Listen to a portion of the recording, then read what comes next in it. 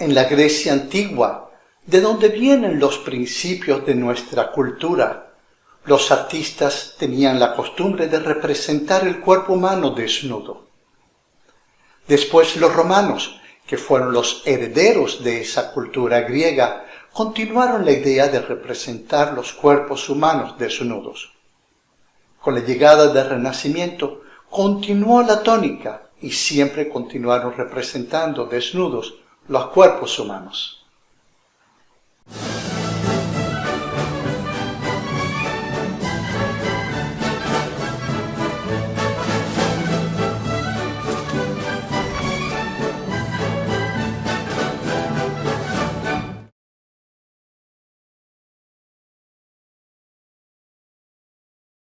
En nuestros días, pleno siglo XXI, cuando se supone que estamos más desarrollados, hay quienes se ofenden terriblemente ante la presencia de un desnudo. Pero algo debe quedar claro: desnudo no es pornografía. Toda esta reflexión es para hablarles de una gran escultura, posiblemente la más importante de todo el movimiento renacentista. Les quiero hablar de una obra de 4 metros 80 centímetros de alto y que representa a un joven viril, enfrascado en la tarea que tiene por delante y que nos muestra todas sus humanidades. Les quiero hablar de una de las grandes obras de Miguel Ángel Buonarroti. Su obra es el David. Todos aquellos que hayan leído el Antiguo Testamento recordarán aquel joven pastor que fue designado por Dios para enfrentar en duelo singular al gigante designado por los filisteos. Desde entonces se habla de la batalla de David y Goliat, la batalla del débil ante el fuerte, la batalla del joven imberbe David ante el coloso de más de 2,5 metros de alto. Goliat estaba protegido por una armadura y llevaba una gran espada. Invitaba a David a acercársele para de una vez y por todas terminar con él.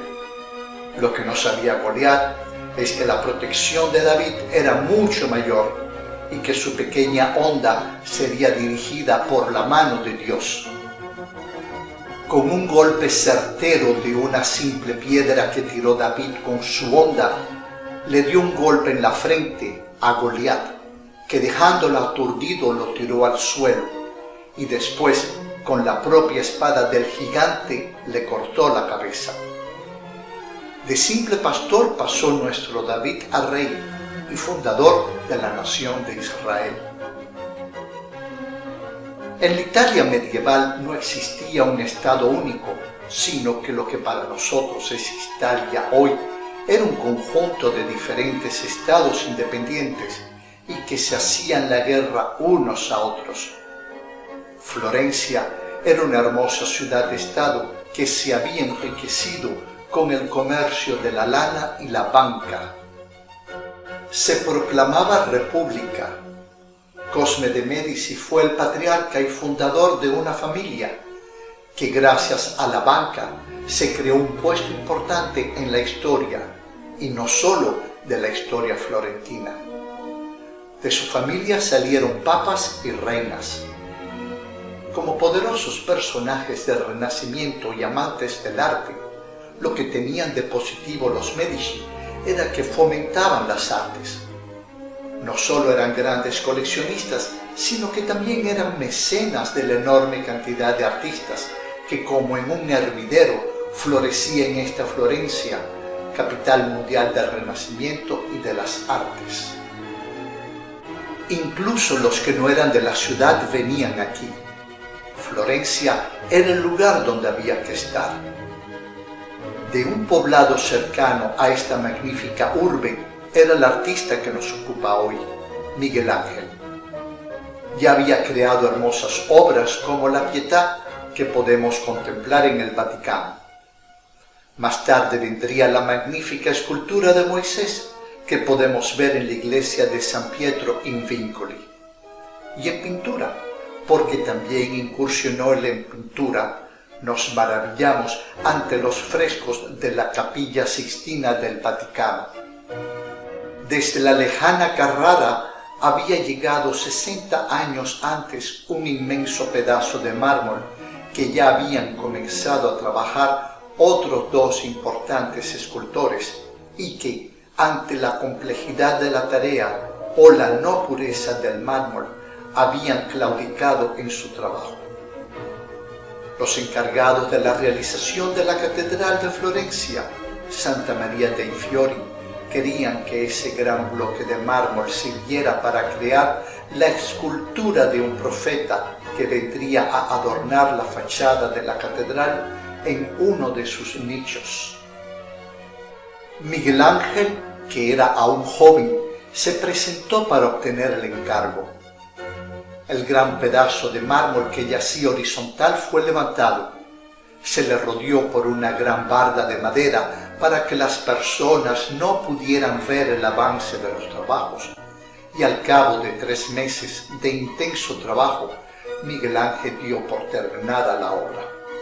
De hecho, se presentó a la vista del público el 23 de junio del año 1503, día de San Juan Bautista, patrono de la ciudad de Florencia. Pronto los encargados se dieron cuenta de que la catedral no era el lugar adecuado para exponer esta obra, y las razones eran 2. Su tamaño colosal hacía técnicamente difícil colocar la nueva escultura en el nicho que se le había asignado, y su desnudez no era muy adecuada para una catedral. Se reunió un grupo de artistas de lo más selecto del Renacimiento florentino: Leonardo da Vinci, Filippo Lippi, Sandro Botticelli, el Perugino, y decidieron que se colocaría en el interior de una de las galerías públicas de la ciudad, la Loggia de la Signoria. Pero Miguel Ángel quería un lugar de honor. Quería que se colocara sobre un pedestal donde ya se encontraba una obra de Donatello, delante del Palazzo Vecchio, en la Piazza de la Signoria. La insistencia fue tanta que el artista logró su objetivo. Los avatares de la historia de Florencia hicieron que el David fuera dañado en más de una ocasión, y ya para 1871 se decidió que se le colocara dentro de la galería de la Academia, y en la plaza se dejaría una réplica. Desde el punto de vista escultórico, son muchos los especialistas en arte los que han dado sus opiniones sobre esta obra. Un ojo atento puede ver que su cuerpo está completamente desproporcionado, que una pierna es más larga que la otra, que las manos son desmesuradamente grandes respecto al cuerpo, al igual que la cabeza. ¿Estos son errores del gran Miguel Ángel? No, todo fue calculado.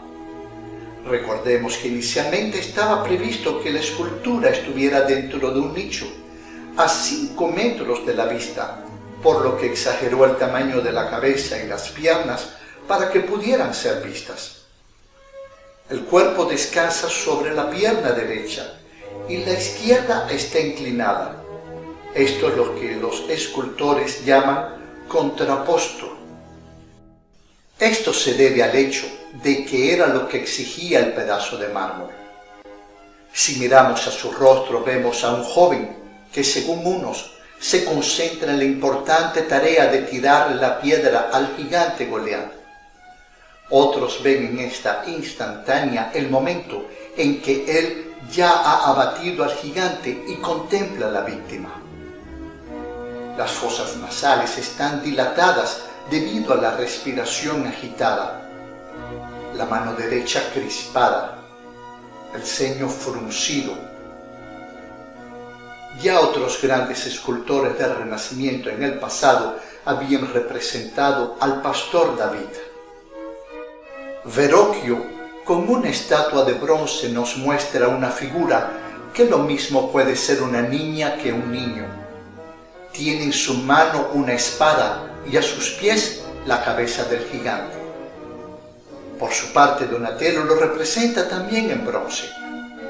Esta obra la podemos ver hoy en el Museo Nacional de Bargello, pero este David es un joven con un cuerpo bastante afeminado. Es casi el cuerpo de una jovencita con atributos masculinos. La obra de Miguel Ángel nos muestra a un David ya en la madurez. Signo distintivo es su miembro viril, pequeño y a la vista de todos, para displicencia de algunos. Para los griegos, el pene de las esculturas debía ser pequeño, para demostrar que no era la testosterona la que primaba en el personaje, sino la inteligencia. Significativo también es el hecho de que, siendo David judío, no estuviera circuncidado. Algunos historiadores ven en este detalle un aspecto renacentista del pensamiento de Miguel Ángel: el arte por delante de la religión. Lo cierto es que ante esta escultura, que como si ya no fuera lo suficientemente grande, se encuentra sobre un pedestal de 1,5 metros, hay personas que se desmayan. Hasta tal punto llegan a sentir en su alma el sentimiento que quiso transmitir Miguel Ángel.